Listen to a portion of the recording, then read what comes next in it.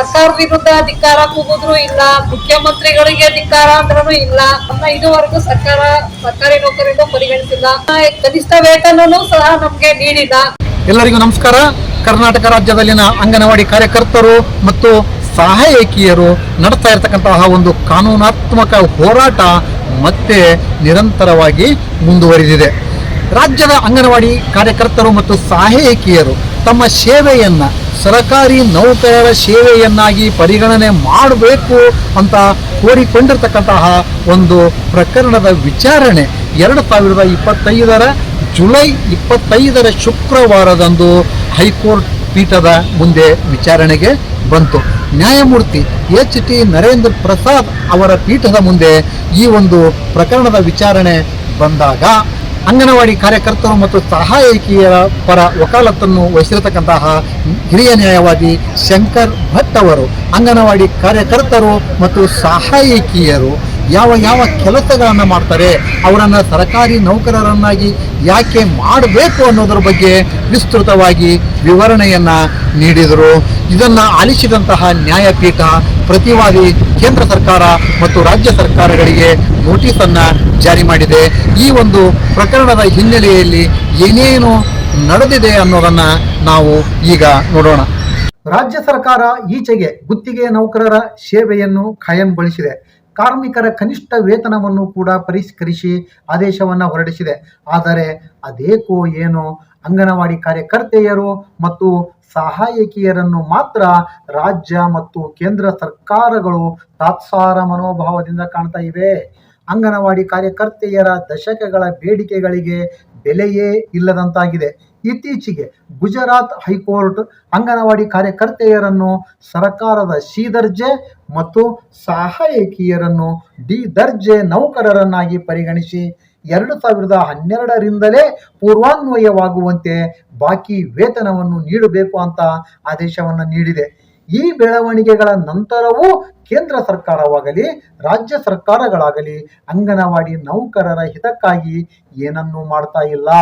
ಸಂಘಟನೆಗಳ ಹೋರಾಟಗಳಿಂದ ಸಿಗಲೇಬೇಕಾದಂತಹ ಫಲ ಸಿಗ್ತಾ ಇಲ್ಲ. ಇದರಿಂದ ಅಂಗನವಾಡಿ ಕಾರ್ಯಕರ್ತೆಯರು ಹಾಗೂ ಸಹಾಯಕಿಯರು ಭ್ರಮನಿರಸನಗೊಂಡಿದ್ದಾರೆ. ಗುಜರಾತ್ ಹೈಕೋರ್ಟ್ ತೀರ್ಪಿನ ಬೆಳವಣಿಗೆಗಳ ನಂತರ ಕರ್ನಾಟಕ ರಾಜ್ಯದಲ್ಲಿನ ಉಡುಪಿ, ಚಿಕ್ಕಮಗಳೂರು, ದಾವಣಗೆರೆ ಸೇರಿದಂತೆ ಕೆಲವು ಜಿಲ್ಲೆಗಳಲ್ಲಿನ ಅಂಗನವಾಡಿ ಕಾರ್ಯಕರ್ತರು ತಮ್ಮನ್ನು ಸಹ ಸರ್ಕಾರದ ಸಿ ಮತ್ತು ಡಿ ದರ್ಜೆ ನೌಕರರನ್ನಾಗಿ ಪರಿಗಣಿಸಬೇಕು ಅಂತ ಕೇಂದ್ರ ಸರ್ಕಾರ ರಾಜ್ಯ ಸರ್ಕಾರಗಳಿಗೆ ನಿರಂತರವಾಗಿ ಮನವಿಯನ್ನ ಮಾಡ್ತಾ ಬಂದರು. ಈ ಮನವಿಗಳಿಗೆ ಸರ್ಕಾರಗಳು ಸ್ಪಂದಿಸದೆ ಹೋದಾಗ ಕೊನೆಯ ಅಸ್ತ್ರವಾಗಿ ಶೃಂಗೇರಿಯ ರಮಾದೇವಿ, ಉಡುಪಿಯ ಫಿಲೋಮಿನಾ ಫರ್ನಾಂಡಿಸ್, ಚಿಕ್ಕಮಗಳೂರಿನ ಮಂಜುಳಾ, ದಾವಣಗೆರೆಯ ಉಮಾ, ಕೊಪ್ಪದ ಐರಿನ್ ಡೀಸಾ ಮತ್ತಿತರ ಕಾರ್ಯಕರ್ತೆ ಹಾಗೂ ಸಹಾಯಕಿಯರು ಹೈಕೋರ್ಟ್ನಲ್ಲಿ ಮೊಕದ್ದಮೆಗಳನ್ನು ದಾಖಲು ಮಾಡಿದರು. ಅರ್ಜಿದಾರ ಅಂಗನವಾಡಿ ಕಾರ್ಯಕರ್ತರು ಹಾಗೂ ಸಹಾಯಕಿಯರ ವಾದವನ್ನು ಆಲಿಸಿದಂತಹ ಹೈಕೋರ್ಟ್ ಕೇಂದ್ರ ಮತ್ತು ರಾಜ್ಯ ಸರ್ಕಾರಗಳಿಗೆ ಈಗಾಗಲೇ ನೋಟಿಸ್ ಜಾರಿಗೊಳಿಸಿದೆ. ಅಷ್ಟೇ ಅಲ್ಲ, ಅರ್ಜಿದಾರರ ಪ್ರತಿಯೊಂದು ವಾದಗಳಿಗೆ ಉತ್ತರಿಸುವಂತೆಯೂ ಹೇಳಿದೆ. ಇದೀಗ ಉಡುಪಿ ಜಿಲ್ಲೆಯ ಸಾಕಮ್ಮ, ತುಮಕೂರು ಜಿಲ್ಲೆ ಕುಣಿಗಲ್ ತಾಲೂಕಿನ ಗಂಗಮ್ಮ ಹಾಗೂ ಇತರರು ಸಂಘಟನೆಗಳ ಹೋರಾಟ ಧಿಕ್ಕಾರಗಳಿಂದ ನಮಗೆ ಫಲ ಸಿಗ್ತಾ ಇಲ್ಲ, ಅದಕ್ಕಾಗಿ ತಮಗೆ ಕಾನೂನು ಸಮ್ಮತ ಹೋರಾಟವೇ ಲೇಸು ಅಂತ ಬಯಸಿ ಇದೀಗ ಹೈಕೋರ್ಟ್ನಲ್ಲಿ ಮೊಕದ್ದಮೆಯನ್ನ ದಾಖಲು ಮಾಡಿರುವುದಾಗಿ ಹೇಳಿದ್ದಾರೆ. ತುಮಕೂರು ಜಿಲ್ಲೆಯ ಕುಣಿಗಲ್ ತಾಲೂಕು ಕಾರ್ಯಕರ್ತೆಯರು ಏನೇನು ಹೇಳಿದ್ದಾರೆ, ಈ ಕಾರ್ಯಕರ್ತೆಯರ ಪರ ವಕಾಲತ್ತನ್ನು ವಹಿಸಿರ್ತಕ್ಕಂತಹ ಹಿರಿಯ ನ್ಯಾಯವಾದಿ ಶಂಕರ್ ಭಟ್ ಅವರು ಏನೇನು ಹೇಳಿದ್ದಾರೆ ಅನ್ನೋದನ್ನ ನಾವೀಗ ನೋಡೋಣ ಬನ್ನಿ. ನಾವು ಕುಣಿಗಲ್ ತಾಲೂಕಿನಿಂದ ಅಂಗನವಾಡಿ ಕಾರ್ಯಕರ್ತೆಯರು ಮಾತಾಡ್ತಾ ಇರೋದು. 20 ವರ್ಷದಿಂದ ನಾವು ಅಂಗನವಾಡಿ ಕೆಲಸದಲ್ಲಿ ಸೇವೆ ಸಲ್ಲಿಸ್ಕೊಂಡು ಬಂದಿದ್ದೀವಿ. ಸರ್ಕಾರ ನಮ್ಮನ್ನ ಇದುವರೆಗೂ ಸರ್ಕಾರಿ ನೌಕರರು ಅಂತ ಪರಿಗಣನೆ ಮಾಡಿಲ್ಲ. ನಮಗೆ ಯಾವ್ಯಾವ ಕೆಲಸ ಎಲ್ಲ ಇಲಾಖೆಯಲ್ಲೂ ಕೆಲಸ ಮಾಡಿಸ್ಕೋತಾರೆ. ಗೃಹಲಕ್ಷ್ಮಿ ಆಗ್ಬೋದು, ಮಾತೃವಂದನ ಆಗ್ಬೋದು, ಭಾಗ್ಯಲಕ್ಷ್ಮಿ ಆಗ್ಬೋದು, ಸರ್ವೆ ಆಗ್ಬೋದು, ಪಲ್ಸ್ ಪೋಲಿಯೋ ಆಗ್ಬೋದು, BLO ಆಗ್ಬೋದು, ಎಲ್ಲ ಕೆಲಸನೂ ಮಾಡಿಸ್ಕೋತಾರೆ. ಆದ್ರೂ ಸರ್ಕಾರ ನಮ್ಮನ್ನ ಸರ್ಕಾರಿ ನೌಕರನಾಗಿ ಪರಿಗಣನೆ ಮಾಡ್ತಾ ಇಲ್ಲ. ಅನೇಕ ಸಂಘಟನೆಗಳ ಮುಖಾಂತರ ಎಲ್ಲ ಸಂಘಟನೆಯವರು ಸೇರಿ ಫ್ರೀಡಂ ಪಾರ್ಕಲ್ಲಿ ಎಷ್ಟೇ ಸಲ ಮುಷ್ಕರ ಮಾಡಿದ್ರು ನಮ್ಮ ಸರ್ಕಾರಿ ನೌಕರರನ್ನ ಪರಿಗಣನೆ ಮಾಡಿ ಅಂತ ಕೇಳ್ಕೊಂಡ್ರು. ನಮ್ಮ ಇದುವರೆಗೂ ಸರ್ಕಾರಿ ನೌಕರರಿಗೂ ಪರಿಗಣಿಸಿಲ್ಲ. ಇಲ್ಲ, ಕನಿಷ್ಠ ವೇತನನೂ ಸಹ ನಮಗೆ ನೀಡಿಲ್ಲ.